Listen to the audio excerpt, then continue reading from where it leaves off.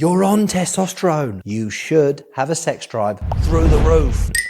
It's all good because today I'm going to sort this all out. That honeymoon period of being on testosterone is over and your libido is not what it used to be. I don't feel so good. So you've turned your attentions to HCG. How do we mix it correctly?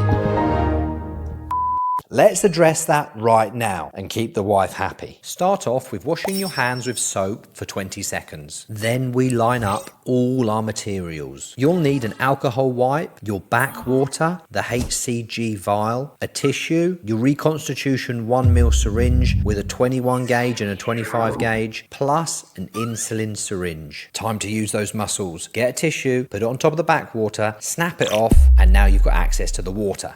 Remove the cap from the HCG top. Use an alcohol wipe to sterilize the top of the vial. Add the green 25 gauge needle to your syringe. Needle goes into the backwater.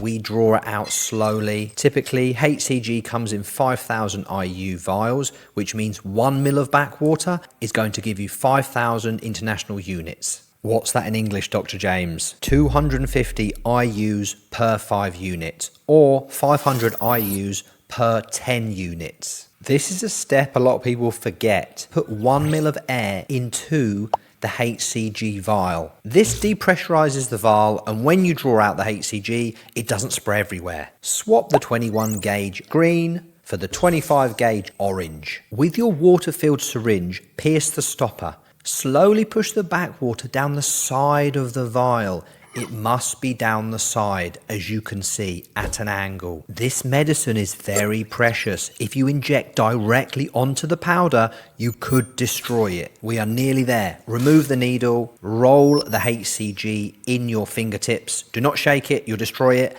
and then let it settle for 5 minutes. After you've reconstituted it, put it in the fridge, because once mixed, it can lose its potency within 2 weeks. I recommend you source 1,500 international unit vials. These are generally used up in 2 weeks. I have the 5,000 IU vials, so I keep mine in the freezer to make sure it's got extra freshness. When it's time to inject, I take it out of the freezer, I allow it to thaw for 5 minutes, before injecting my desired dosage. Dosages are different for everyone. A good place to start is 250 IU every other day per week. See how you feel on that dose, then potentially bump it up to 500 every other day. Try and find your lowest effective dosage of HCG, otherwise you'll need an overhaul of your entire estrogen management protocol. Testosterone is higher in the day and lower at night because it has a circadian rhythm, so we want to recreate this. Don't be injecting HCG late at night,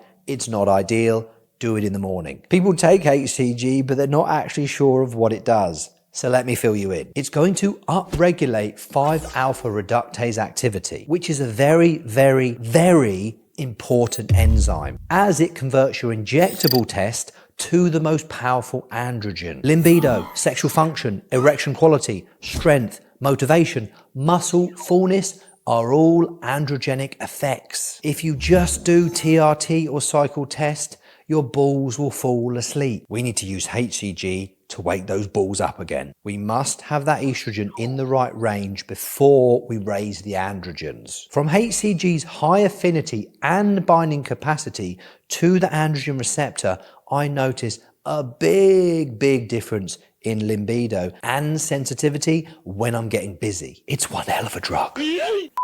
If you are struggling with libido, you can add a DHT like Proviron. This does not need to be 5-alpha reduced. It already comes packaged as a DHT and goes straight in to bind with the androgen receptor. They're very effective at lowering SHBG. Therefore, guys notice a very good increase in their libido in the first 2-3 weeks. After that, because the SHBG has been tanked, they notice a decrease in the libido. Then they don't know what to do. Mission abort.